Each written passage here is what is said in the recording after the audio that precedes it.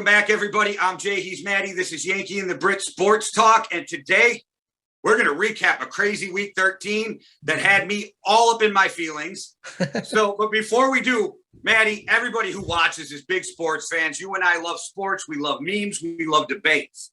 There's no better place right now on Facebook to go than Savage Football Memes. You guys go check out Savage Football Memes because for a group that has 50,000 followers, there's actually some real legit debates going on in there.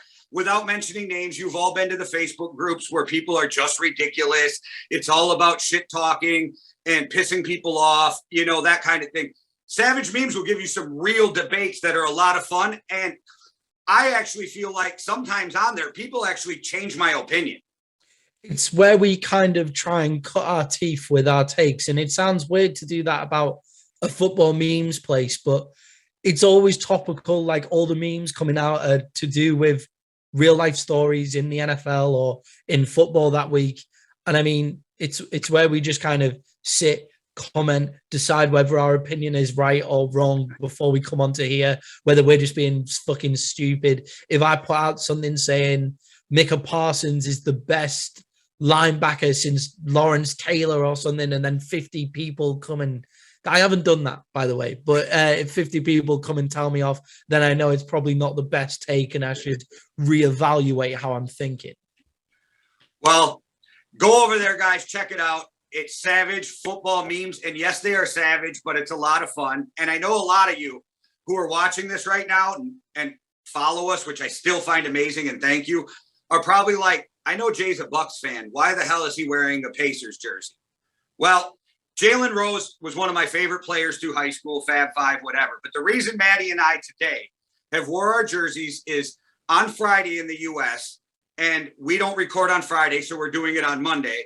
There was jerseys for Jackson, and Jackson Sparks is an 8-year-old boy who tragically died needlessly in some violence that happened at a Christmas parade here where over 50 people were injured and 8 died. So Maddie and I, even though it's not Friday anymore, are honoring the people for Jackson's or jerseys for Jackson's and all the families who are dealing with the tragedy. So that's why I'm in my Pacers jersey. And Maddie, what jersey is that again? This is my Cardiff Blues rugby jersey with the sponsor there. It says Diolch NHS, which means thank you NHS in Welsh. Because in times like that where things are a bit hard, I'm thankful that we have a national health service, because it's not right that if people are put in tragedy or people are put in harm's way that you should have to then pay for it as well. And I'm very, very thankful for the NHS. So shout out and T's and P's to Jackson Sparks family and all the other families of the over 50 people who were needlessly injured or died in some crazy things that could have been avoided. But with that all said, now that I'm getting in my feelings again, let's just get to some football. Maddie, I told you I was not comfortable at all with the Vikings versus the Lions. That's exactly, I mean, I didn't call that's what's going to happen, but I told you I was worried about this game. That's why I was worried about this game. I know that I see Vikings fans screaming, we've got so many injuries, our corners, we've got a D tackle playing defense. All that's true, but every team in the NFL right now is injured. Every team needs somebody to step up. And unless it's your starting quarterback, like you guys lose Dak or, I mean, even if the Vikings lost Kurt, that's one thing. But otherwise, it's the NFL and everybody's injured and excuses don't matter. And as much as I love Mike Zimmer, he's gone after this year and his play calling at the end of the game was fucking awful. Yeah, I kind of wish that we stuck to our guts a bit more because we kind of both felt a bit uneasy about the whole thing. We were kind of looking at it being like, this could be the game for the Lions. This is a game that we feel like they can win. This win gives Dan Campbell to the end of the year for me, as well as getting rid of Zimmer's job. Just a strange thing to say. One coach stays because of one win, and one coach probably loses their job because of one win. Zimmer will stay to the end of the year, but I think this just proves that his time's over in Minnesota, and I don't think it's because he's not a special coach or not a great coaching talent. I just think it's sometimes you need a fresh face in the organization to just have a look at things with like a different set of eyes. Yeah, the only thing that bothers me, and it's not so much switching coaches, because even though I like Zimmer, I think a lot of it came from Spielman making bad decisions with our corners and whatever. But once you get a new coach, you ain't going to win next year. Too much shit has to happen for you to rebuild on the fly in 1 year. So I don't even care who you bring in. You're changing the defense. You're changing the offense. You're gonna struggle at times. So even if you get better from this year, again, with as much talent as they have, you fire Zimmer, that Super Bowl window's closed and got to try to reopen it, which I get. He's not performing. And we're at this NFL right now is they're actually one game out of the fucking playoffs. I don't even know what to think about that. Like they're one game. This is ridiculous. I don't even know. I think it's a good case for parity in the league. I think it's a good thing for the sport that everybody's beating each other. Yeah, but this year I've already went through all 5 stages of grief. Yeah. Well, I'm finally to acceptance. I finally got to acceptance. Like, I just got to accept it for it is what it is. But I started with disbelief. Then I'm plea bargaining. You know what I mean? I went through all 5 stages. I'm at acceptance. This right now is kind of a funeral of sorts for the Viking season. But I do want to say one thing. You guys know I think the Packers are an amazing team this year. But for all you Packer fans talking shit about the Vikings losing to the Lions, just remember your team lost to the team that lost to the Lions. So I'm just saying. Good way to look at it, man. I think it's just down to the craziness of this season. Like the Jets beat the Titans when the Titans had Henry. I can't remember who the Jags have beat this year, but they're terrible as well. And they've still managed to, how many wins have they got? 1 or 2? 2, I believe, but I don't quote. Yeah, they've got 2 wins. One's against Atlanta. I can't remember who the other's against. The Jets, maybe? Yeah, maybe the Jets. But the Jets have beaten the Titans while the Titans had Derrick Henry. I just think it's a bit of a topsy-turvy season. I think it's good for the parity in the league where everybody can beat each other.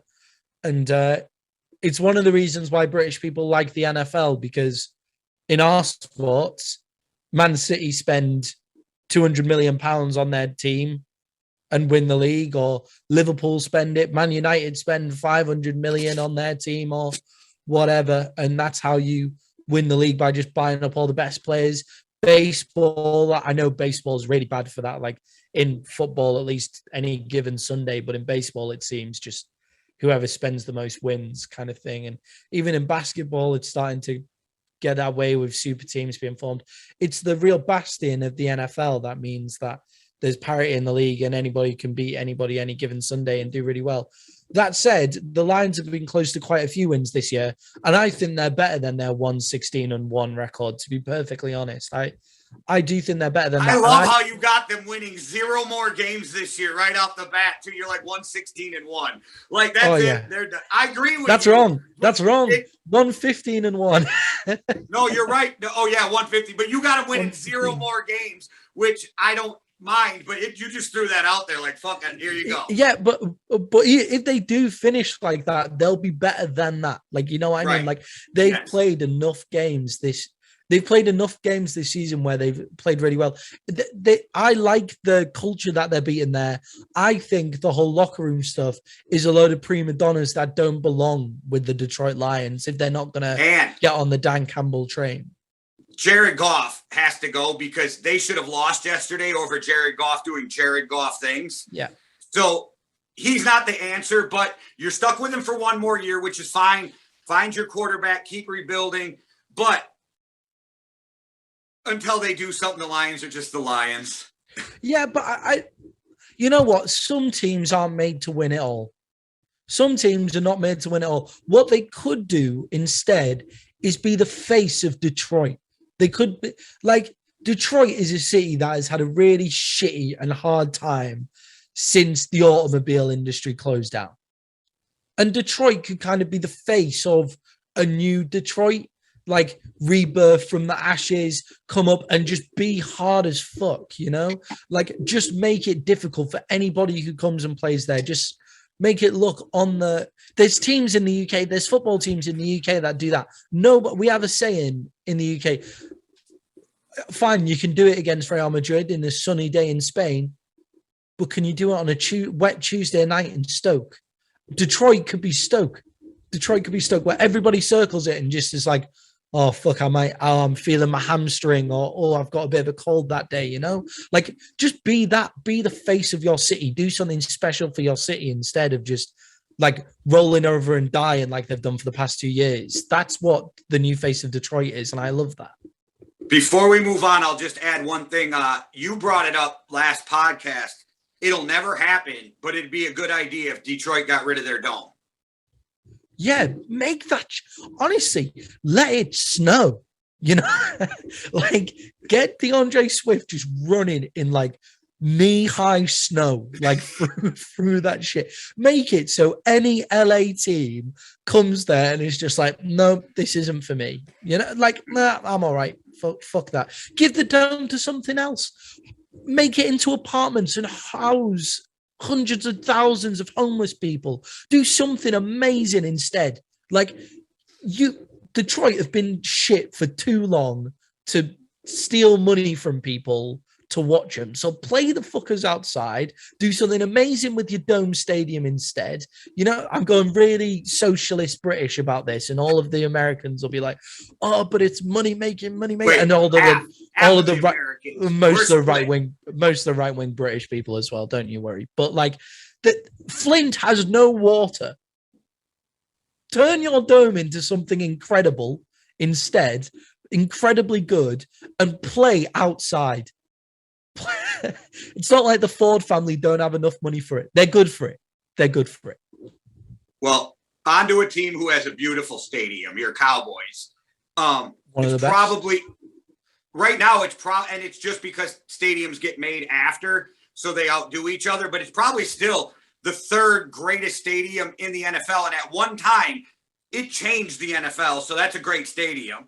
The SoFi Stadium looks pretty as fuck. That's what I'm saying, and not because I'm a Vikings fan, but Mall of America or U.S. Bank Stadium, Mall of America Field, just like some super futuristic type, pretty cool shit. But that's because they built it after, so they took Jerry's vision and just built on it, right? Yeah, these outdoor areas. Suits the Cowboys as well. That's a stadium that suits the team. You know, so there are teams that should play outside. Sorry, I just want to finish on. Oh, no worries. Pittsburgh should play outside. Detroit should play outside. Cleveland should play outside. Minnesota probably should too. Minnesota, they play too nice football. The football's too nice, and the weather in Minnesota is too shit.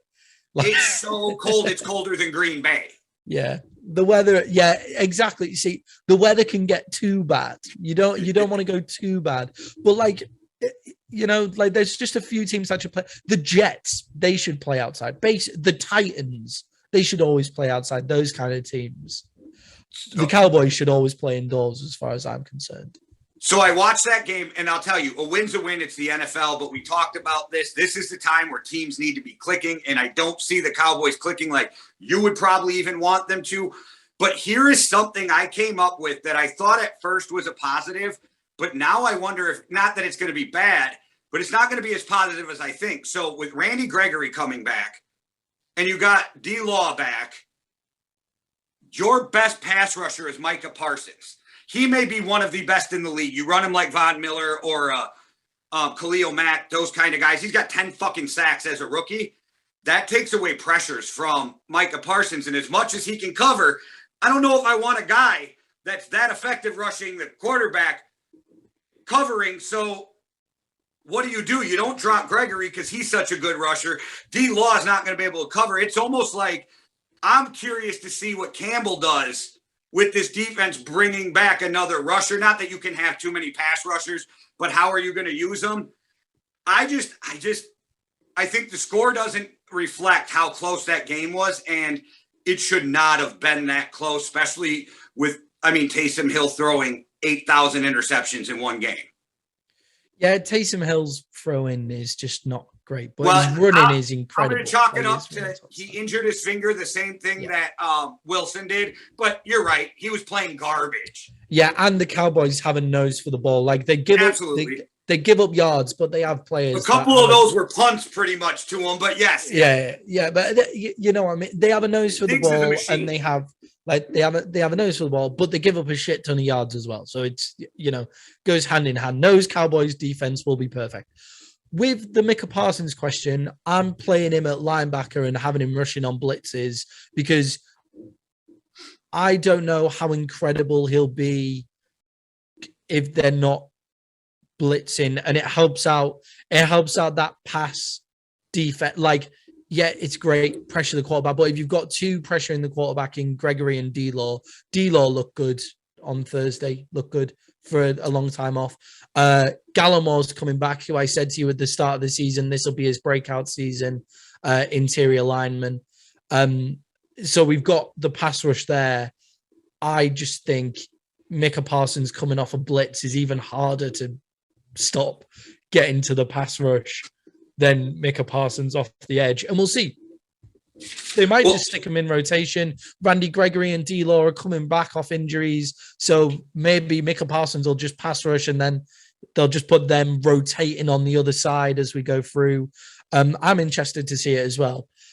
What's the name of the guy? What's the name of the second round pick who had all the off-field issues, who decided to punch?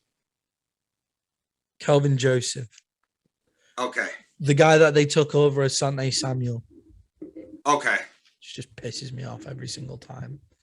Every single time I think of it, it just really annoys me. They also gave up a Awuzie, who had an amazing interception against the Bengals. But Anthony Brown played all right again against the Saints, so I don't want to bag on him again too much. It's not fair to He did play well. I was going to bring that up, actually. I was actually impressed on how he rebounded after being the ass of every joke this week. For me, he's a fantastic third best quarterback. If he's your third best quarterback, you're happy. But if he's your second, you're in trouble. He's kind of like a Teddy Bridgewater, Nick Foles, like Mariota kind of guy, where if they're your backup, you're in a good spot.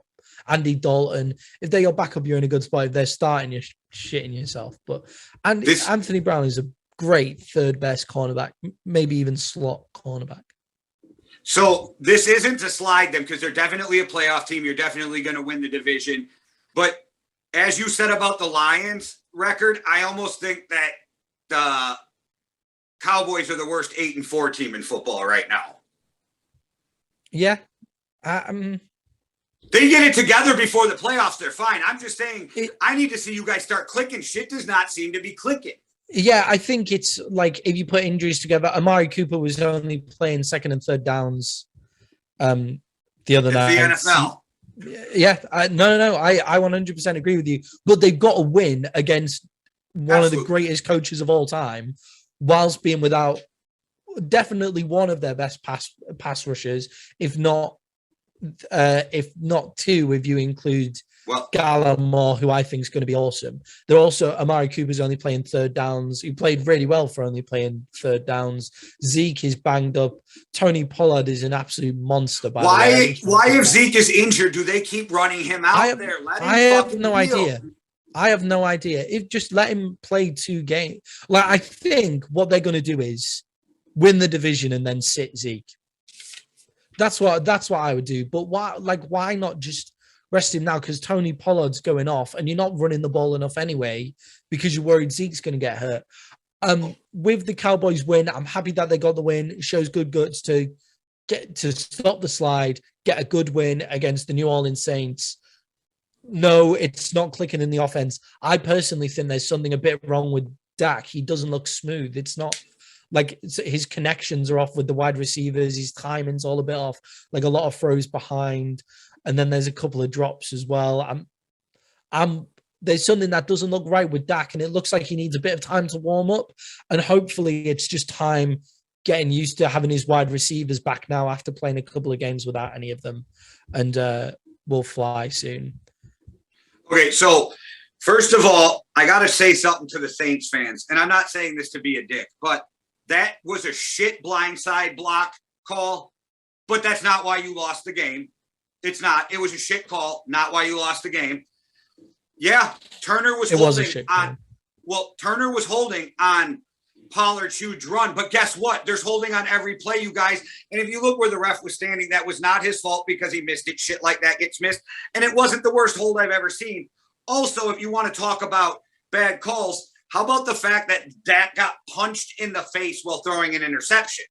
Because that happened to Kirk, and I'm not blaming that at all. Like, he got punched in the face on his bad throw or on his fumble. These things happen. They got missed. That is not why you lost the game because – yeah, Taysom Hill, tough as nails, playing with a bad finger, can run like a beast, but he was awful.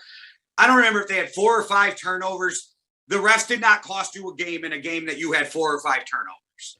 Yeah, and it's that stuff again. It's the refs' consistency. So the Cowboys on Thanksgiving get pinged for everything, and then the Cowboys this week they're not giving anything. It's well, Dak got punched in the face. Pick one or the other. Exactly. That's what I mean. Like, nobody's getting pinged for everything. Pick one or the other.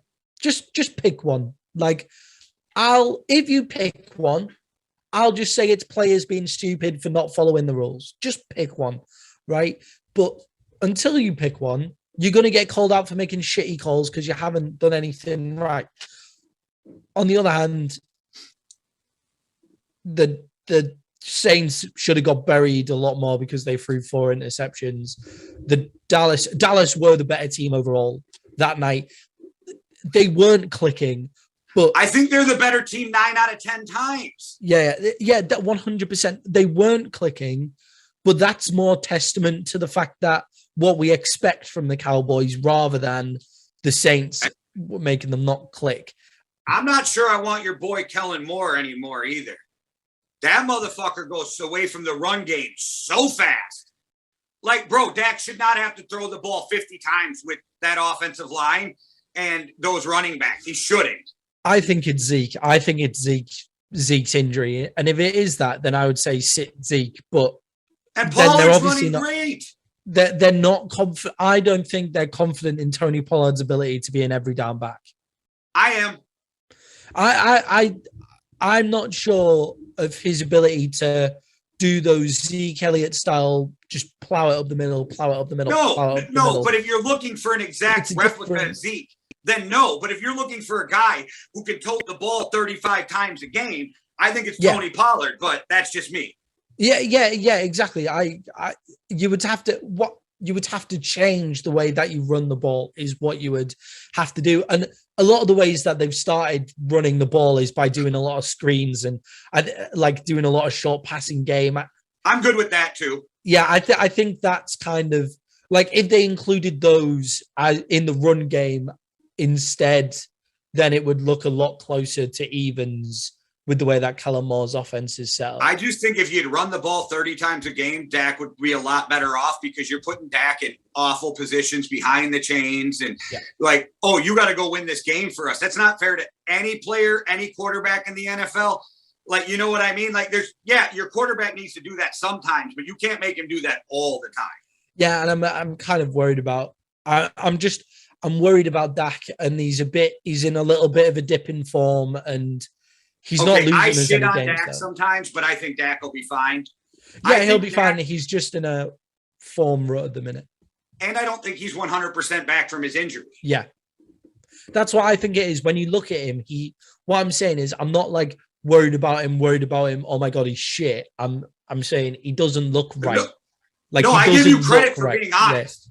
Yeah. I'm just telling you, as somebody watching you being honest, I don't think that the sky's falling yet. Good.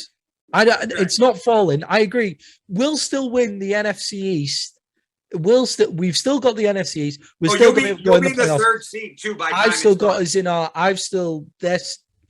The power rankings this week. The Dallas Cowboys will be a top 5 or 6 team in the NFL. For me, I just think that Dak doesn't quite look right, and it's something more than his timing being off. And with the schedules remaining, I think you guys move into the 3rd seed from the 4th seed by time it's over. But that's just me guessing at looking at schedules. We play a lot of our division, but our division's starting to play well. Well, I got to bring this up with the Chargers and the Bengals. The more I watch these two teams, the less I fucking understand either one of them. all I understand about them is that they're two of the most fun teams in the NFL to watch. And that's why they're two of my favorite teams in the NFL to watch.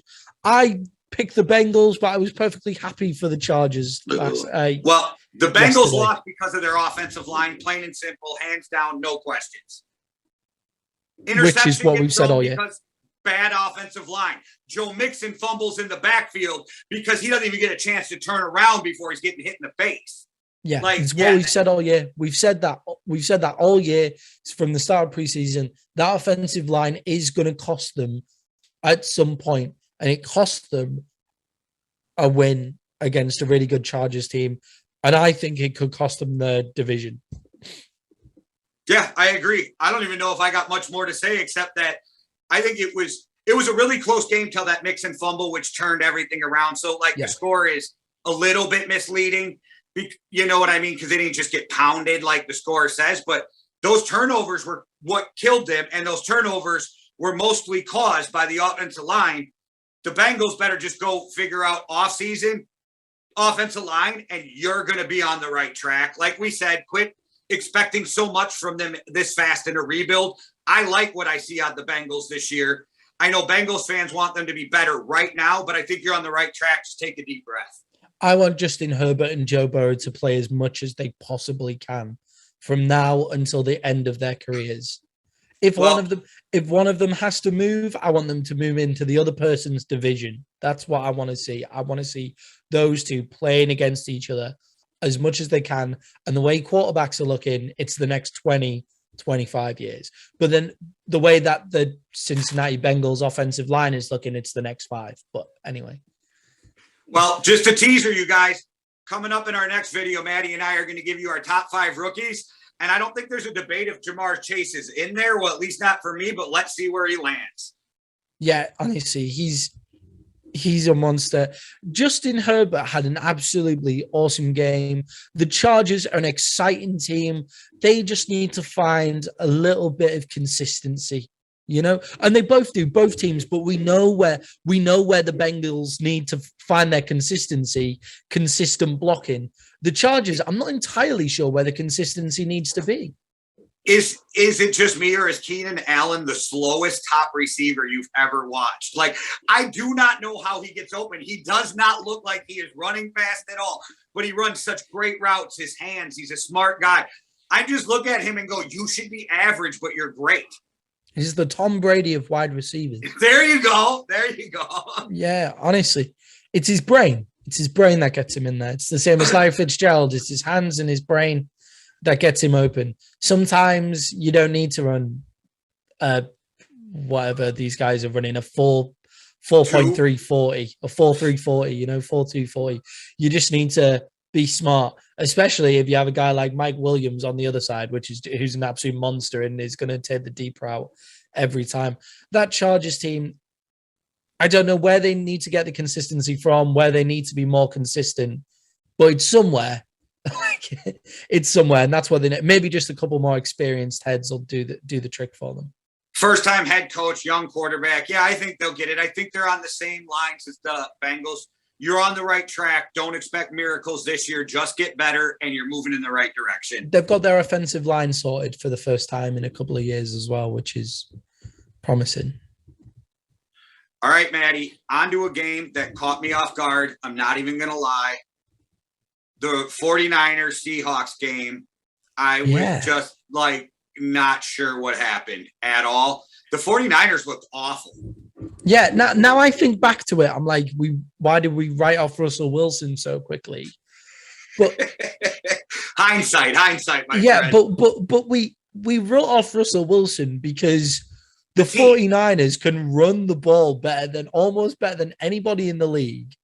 I'm playing against Elijah Mitchell in fantasy team and was like, all right, that's me over, because the Seahawks can't defend the run and they haven't been able to defend the run for the past 3 years. So we were just like, oh yeah, Russell Wilson's not going to spend enough time on the field to get it done. His finger still hurts a little, and the 49ers are just going to do 9-minute long drives at least once every quarter and score points at the end of them. And they didn't do that. But if you can run the ball that well and you score 23 points against a team that can't defend the run, their quarterback's missing a finger and their offensive line is missing about 5 good offensive linemen, then you should be beating them. But they don't have that. Yeah, that game just baffled me. I didn't see that coming. So as and I that watched shows it, I'm you like, that shows you why people don't want Jimmy Garoppolo. yeah. That's the game. That's the game that kind of. So we're fans of Jimmy Garoppolo here. We're like, oh, don't shit on Jimmy Garoppolo. He'll do you a job. Just don't pay him more than 23 million pounds. You know, just don't pay him any more than that. But last night you saw the reason why the 49ers were looking to make a move. Well, thanks to the 49ers, the Vikings are still in the playoff hunt. Okay. So I got to go to the game that baffled me the fucking most. I even looked at my wife, who doesn't watch a lot of football, but it was her birthday. Happy birthday, Sandy. Happy birthday, she was Sandy. out with her mom and her sister because we celebrated Saturday. She went out. She came home right during the Ravens-Steelers game at the end. And I literally looked at her and said, John Harbaugh, if he makes this, he's a hero, but I still don't know why you're going for 2 at the end of the game. Take this into overtime. It's still the Steelers. They've only put up 20 points. I know Lamar was off, but I'm going to overtime. And Lamar being off is exactly what happened on the 2-point conversion, because he was wide the fuck open for the touchdown or for the 2-point conversion. And every throw, and not a shot at Lamar because it happens, but every throw was a little off for Lamar. And you rely on Lamar. It's kind of the opposite of what I text you during the Vikings game. All your positive plays are coming from passing. Why the fuck are you running the ball on a 2-point conversion every time, right? Like, so if all your shit's coming from running and you are the Ravens, if you're going to do that, why are you letting Lamar do it? And why are you not going to overtime? Yeah, and they just needed to stay calm in that situation. You could take a very different look on it. And I think I do. I think I like the call. The play was there. They dialed up the play perfectly right, but your quarterback's been off all day. That's my point. Yes, exactly. If you're Detroit, you want to go for that 2 and get the win. I get it. If you're Jacksonville, you go for that 2 and get the win. If you're an inferior team, you go for the 2 to get the win. But you are the fucking Ravens. If you're backing yourself against Big Ben Roethlisberger, I would back myself against Big Ben more than I would back myself against the Pittsburgh defense, in which case you take it to overtime.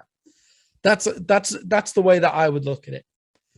But the play was there. They dialed up the right play. The play was there, and Lamar Jackson is their guy, and they trust Lamar Jackson more than anything in the world. So I think it's an okay call. I don't think I would have had the guts to make it, and I don't think I would have made it with Lamar Jackson being as off throwing the football as he was. And it was an inch to the left, and they win that game. And it's a different conversation. We're saying like, oh, great confidence in Lamar. He was off all game, but they still had the confidence in him. But it's an easy throw that he missed. So that just shows you how off he was that game. But they dialed up the right call. That's the players, not coaches. Absolutely. That's when I always tell you, it's not always the X's and O's. Sometimes it's the Billies and the Joes. Yeah. But is there any team who puts more on their quarterback? He is their run game. He is their pass game. And he was a little off. And also the reason I want to go to overtime is I got the best kicker in the NFL. So if we even get close, we got the best kicker in the NFL. Like you said, they called the right play. I agree. It was just, I hated the call because of the way Lamar was playing. Even if he catches that ball the way it was thrown, he falls and doesn't make the end zone because the pass was so bad. Yeah. And if they get within, if in overtime, they get within 60 yards, they can win that game. Like all they've got to do is make like kickoff goes out the back. All right. You've got 45 yards to go until you're in Justin Tucker's field goal range. But 45 yards compared to where does it start on a 2-point conversion? Like the 3, the 4, 5? 2, Like I think. It's the 2. It's the 45-yard compared to the 2 yards. Like that's another way to look at it. I don't want to blame the coaches for going for it. Lamar Jackson. I like John Harbaugh. Yeah, I just think it was a bad idea. yeah, I think I would looking through the entire game.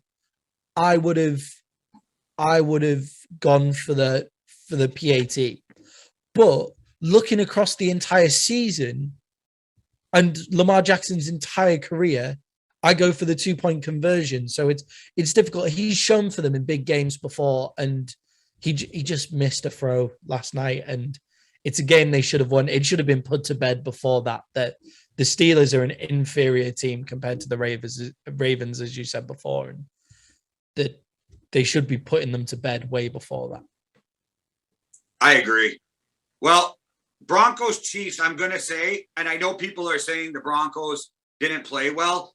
I'm going to tell you the Broncos didn't play well because the Chiefs defense actually played really well. Yeah. It was shocking because I don't expect that from the Chiefs defense. That opening drive on 3rd down, the way they blew up the Broncos offensive line, I thought to myself, this is going to be a long day if they don't figure that out. Yeah, and the Chiefs were good in coverage for the first time in ages, and they were good rushing the passer. And Teddy Bridgewater isn't the guy that's going to throw you open, or he's not the guy that's going to, like, he made one decent run play, but he's not going to like blow you off with his legs if you're blitzing him all over the place, or if you're playing deep cover 2 to make the coverage. He's not that guy. So if your defense plays really well against Teddy Bridgewater, chances are you come out of there with a win. But again, going into that game, just like the Cowboys game against the Chiefs, if you told me that the Denver Broncos hold the Chiefs to 22 points, I would say, oh, the Broncos have won. I would say, oh yeah, Broncos win. Broncos win every time. This Chiefs defense is better than we think it is. And it's been this month, and I hold my hands up for saying I've been sleeping on them, and that's on me.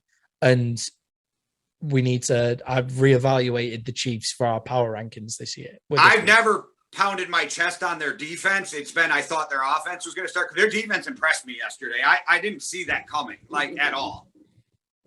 Yeah, their offense still isn't impressing me. It's not clicking. And Colin Cowherd, as much as I hate to agree with him and bring his name up, I do like to agree with some of his takes, because he spouts out so many takes, he's got to be right once or twice, Like, Colin Cowherd does his research, and he is a good journalist, and he does have good takes. It's just then where he goes with them, and how over the top he is the main problem with Colin Cowherd.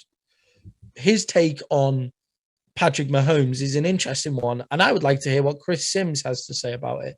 But he's gone so far away from the basics and mechanics with left-handed throws, spinning around passes, like leaning crazy angles, sidearm throws, that his mechanics are not repeatable at all anymore because he's not making the same throws at all. He needs to go back to basics almost a little bit and sort out a bit of those mechanics, and just let them win by having the best offensive players on the board, the best offensive players on the pitch, and the best offensive mind on the sideline. Well, I will say that I think the reason they've been better the last 3 games is because Mahomes has finally calmed down some and taking what they give him instead of going for the big one every time. And like we said, this is a team, if they figure it out, nobody wants to see him. Yeah. If they have a good defense as well, nobody wants to see them. Because if you can't do shit to them, and Patrick Mahomes all of a sudden goes wild, then what are they? What are they going to do?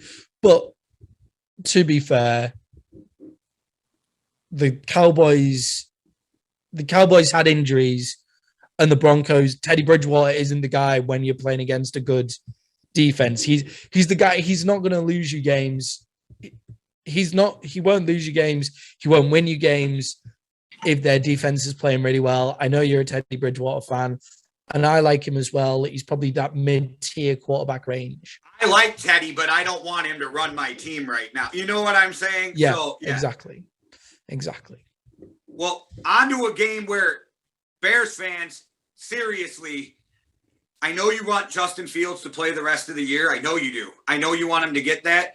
But Andy Dalton literally helped put 22 points up on one of the best defenses in football. And if you want to win any more games this year, you're probably better off with Dalton.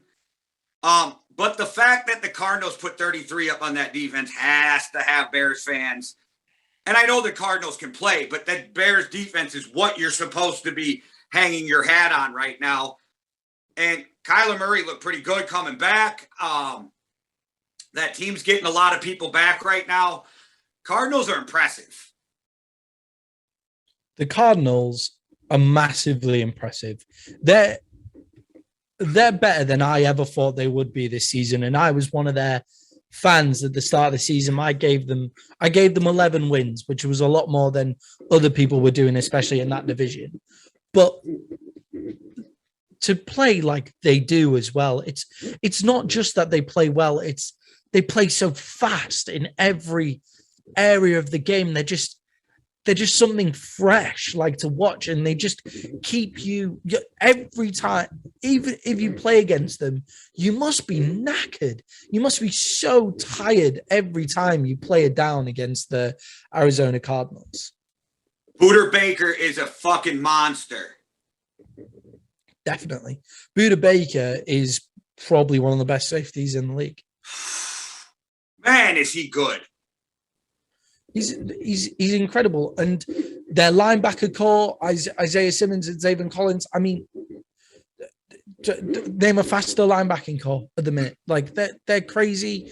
It's a shame they don't have JJ Watt, really. Like, I know but he wouldn't be the best player on their defense for the first time in JJ Watt's career, where he probably isn't the best defensive guy on the defense. He wouldn't be anywhere near that, but he gives it a different feel as well. And this is probably his best chance at a Super Bowl, and he's not there for it. And it's horrible. It's horrible to think about. Kyler Murray is a monster. He might be able to come back for the playoffs, but they're saying that's a stretch, but he's done stuff like that before. We'll see. I'd get him on for the playoffs, even if he only had one leg, just so he could get a ring at some point. But Kyler Murray is a freak. Randall Moore is awesome for that team. Like, he fits into that team like a glove.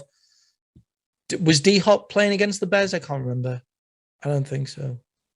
I know he was coming back. I can't remember now. Yeah. I was flipping back and forth from the Bears game. Anyway, when D-Hop plays, they're filthy. Actually, I think he was back. Yeah, good. When D-Hop plays, they're great. AJ Green is a nice veteran addition. James Conner. Who saw that from James Conner this season? I don't know. Does that say more about the Steelers then? I think it does. I think James Conner's been getting it for a totally different reason. I think it's because everybody's so shit scared of Kyler Murray running that they forget that the running backs, it's his actual job to do the running. Well, that's a good point, because nobody's scared of Ben running anymore, but yeah, we're all hearing that Ben's told people this is his last season, which is a good thing for the Steelers. Yeah, definitely. It's nice that they don't have to make the decision. Ben can go out on a good note on his own terms. If it is his own terms, but you feel like it. Like, I think he knows he can't. He's not Big Ben anymore. He's just Ben now. It's his terms and the Steelers' terms, which is nice for both organizations. And maybe they'll be leaving them with a really nice quarterback package if Aaron Rodgers is really unhappy, and it wasn't just about the fact that he was kicking up a fuss because he didn't win the NFC Championship game. Well, if he stays, I think it's more because the front office finally gave in to a list, like have conversations with him. Yeah. I think he was very irritated with that, but I'm not going to lie. I wouldn't mind seeing Aaron in some black and gold out my division, can finally kind of cheer for a guy, to do good without it being with the Packers as a Vikings fan. I'd like to see it. Everybody in the North would like to see it, except for Packer fans. Yeah, well, except the entirety of the AFC North as well, apart from the Steelers. But yeah, Look, I don't think Aaron Rodgers is going to leave anymore because this is probably the best Green Bay team he's ever been a part of. It's probably better than his Super Bowl team because this defense is better than his Super Bowl team. And he has a stud wide receiver in Devontae Adams. I don't think he's going to leave because Jordan Love proved to the Packers he can't play right now. Maybe in the future, but right now he can't play. Yep, I agree. Well, guys, that's our review of a crazy week 13. Nuts. Stay tuned for our next video because we are going to drop our top 5 rookies. Thanks for watching. One world, one love. Deuces. Cheerio.